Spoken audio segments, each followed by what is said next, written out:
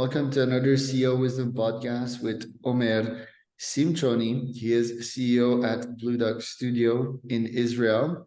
We're going to talk about the situation there. We're going to talk about how Blu Duck is moving forward from that and everything in between. Omer has a very interesting background. He's been CTO and co-founder at various gaming companies, that is. Various studios. So we're gonna have some fun today, hopefully. And we're also gonna discuss a more serious topic in the meanwhile also. This podcast is brought to you by podpire.com. That is my podcast agency to help you start, scale, or be invited to podcast or find sponsors. I help you monetize podcasting. Omer, welcome to the pod. Can you tell me a bit more about yourself and about Blu Duck Studios? Yes, sure.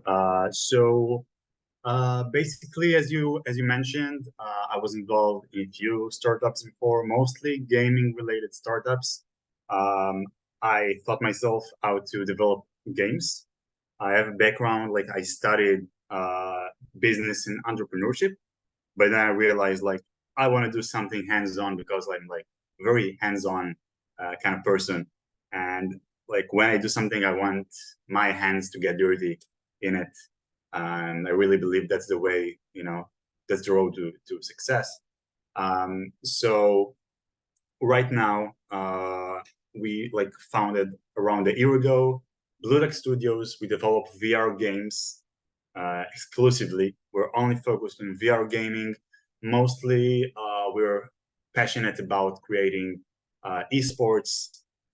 When you're talking esports, in VR, it's like we actually move, not like esports in terms of like first-person shooters with your keyboard. So yeah, it's more about like it's more for sports, kind of like sport lovers than gaming lovers. So it's somewhere in the middle, and we're really excited about that. And you're in Tel Aviv, and some tough events happened and continue happening almost on a daily basis. How do you deal with that?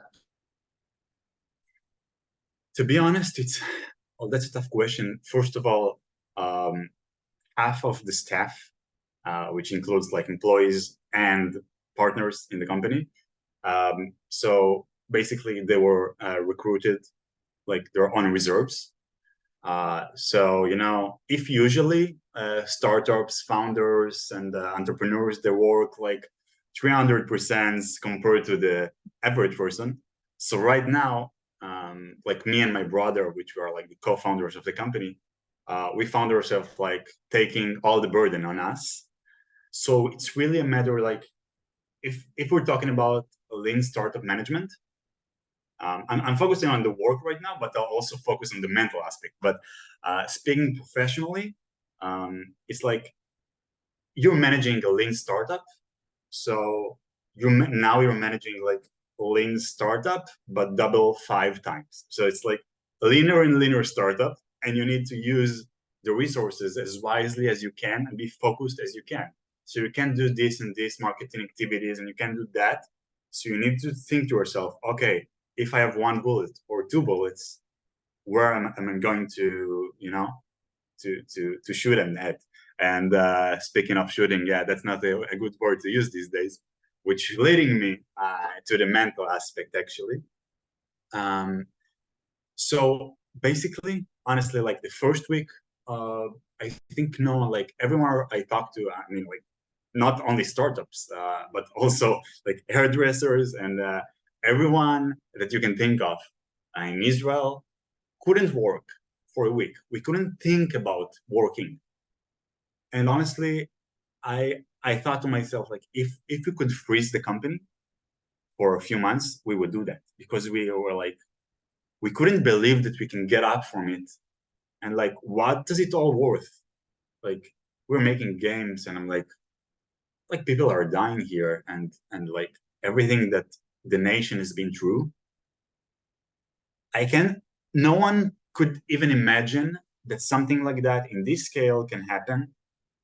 But you're trying to gather yourself and lift yourself up. And I can't say that people are like having fun these days. No one throwing parties. no one is like celebrating, no one is going out for entertainment stuff.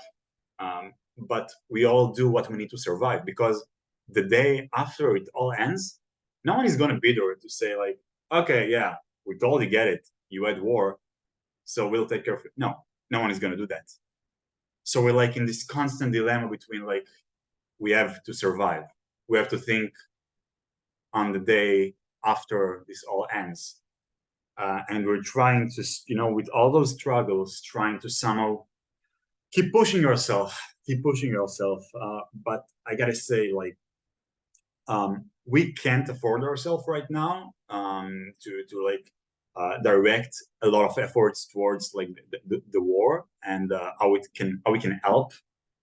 So personally, I do a lot of explanation stuff, and trying to present Israel's point of view to the world on social media and so on. But as a company, I see a lot of Israeli companies and big companies that are doing, like, they're directing a lot of their efforts and resources to the war, and it's like, it's amazing to see that, because I can point on any other nation in the world that I would say that they will have like this liquidity, like this, they'll be so united and support each other. That's really amazing. Yeah. It is, and yeah, these events were shocking, and that's the goal of terrorism. That's the toxicity of it. Terrorism is, it's made to infiltrate you to your core and corrupt you. It's made to stimulate anger in you. It's manipulation of the human human chemistry and primal reactions.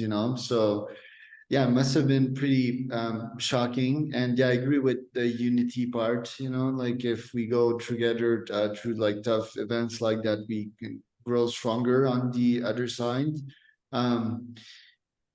That would also be my mentality. I think if I would be Israeli and I would have a startup, I would probably focus more of my efforts on defense startups or intelligence startup. And by the way, like, I'm not Israeli, but I had plans to start a defense company, and I say defense, not attack company, right? I don't want to develop warheads, because whatever technology I build, if I build something lethal, there's gonna be bad actors that are gonna take that technology and just murder thousands and thousands. So I don't believe in attack technology. I believe in defense technology. And I'm actually gonna fast track the timeline to that startup of mine that I plan to start in 10 to 15 years, once the world would go even more to shit. But I feel that, like, right now it's pretty intense, with Ukraine as well. And I think I'm gonna fast track that startup to, yeah, in like 3 to 5 years. Or I'm starting to think about it, because I don't think that terrorism is a light you can extinguish fully. It will always live somewhere. The evilness and the resentment, it keeps breeding in the dark. It's like the devil. It just doesn't disappear. It's part of this ecosystem. So, and I do think it can have some value in some sense, oddly enough. But I mean, that's slippery slope right there. But I do think that, yeah, in some great extent, when it comes to massacring 300 people in one shot, kidnapping, murdering, raping, I mean, yeah, this is going back to the old age, and I feel the world needs to find out new solutions to solve that, because we've grown in peace, right? We've created amazing technology. I think humanity is somewhat doing some progress, but these events right there, they just bring us back. What do you think about this? I'll tell you what, I think the hardest part for every Jew and Israeli person is, and I'm going to say something that is kind of tough right now, but I have to say it. We feel like the only difference between 1939 and now, the only difference is that now we have a state and we have army. because what we get from the world around us, it's extremely disappointing to the extent that I can't really explain in words, but you have to feel it.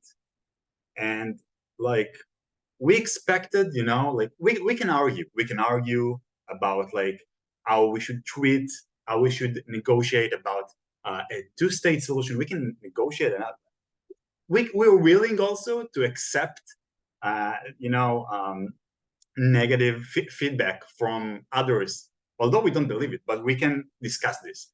But when it comes to something so extreme, so radical, okay, like what happened on October 7th, I don't think, I think someone that will actually make a discussion about it and try at that point to explain why it is justified, I think that's where we lose our humanity. And I think we witness that way too much. And as an Israeli, I can tell you, because we're very exposed, and like every stuff like that, we're very sensitive to that, and we share with each other. And I really wish we wouldn't see that. We wouldn't see at least a part of it, because like we know that Hamas is a terror organization. We know that it doesn't want us here. And okay, we get it. We'll deal with that. But the whole world needs to understand there is one organization that is, by their definition, terror organization that doesn't want us here. So we all states, we all organization, all leaders of the world need to stand behind this. And honestly, it doesn't happen. And I think that's where like we knew that Hamas wants to kill us. Okay, but we didn't know that we won't get the support that we expected to get. And I think that's like the hardest part for every Jew. But who for is Israel. not supporting? Because are you talking about idiots on social media? Or I don't know, people that have been through COVID, have been isolated and have entertained odd philosophies? Because I mean, if you're referring to the UN vote, that happened, I think was a week or two ago. That doesn't seem like super reflective as well, because there's politics and so forth. But who are you referring to when you say that some folks are not supporting you folks? Okay, so basically, if you would look at the UN vote is a good example, because I can't remember exactly what's the number of the states that were objecting Israel's actions, meaning they supported like ceasefire, they voted for ceasefire. But it's not hard to see, and honestly, if I refer, like, we had a really huge progress in the last 20 years, we can say, with all the Arab states around us. And what Hamas did, actually, it's like the goal, the primary goal was to make a constant state of war. And that's what they say. That's the leaders. That's what they say. And actually, that worked. Look at Turkey, which is like the Erdogan is just walking, with is initiating pro-Palestinian protests. And I'm talking about the state that that Israelis were like visiting there for fun, for vacations, right? Look at Egypt. We like Sharm el Sheikh and all those kind of places that I plan to go there myself. And like at that day, we had like, I think, a terror attack, of 2 people got killed there. So it seems like everything is like bubbling below the ground, and now we just like all out. And you can look also at London, all those pro-Palestinian protests. I mean, I don't need to mention every state, but it feels like it doesn't even matter what we're going to do or what they'll do to us. People are just like, people are taking off pictures of kidnapped persons, on the streets. Like Israelis or Jewish people, like put on those pictures and or posters, and people are just like coming and getting. I'm saying, like, what good explanation do you have for that? It's not even about the conflict we have. It's about like human rights, like babies. Why did we have to be in like in Gaza, kidnapped? What?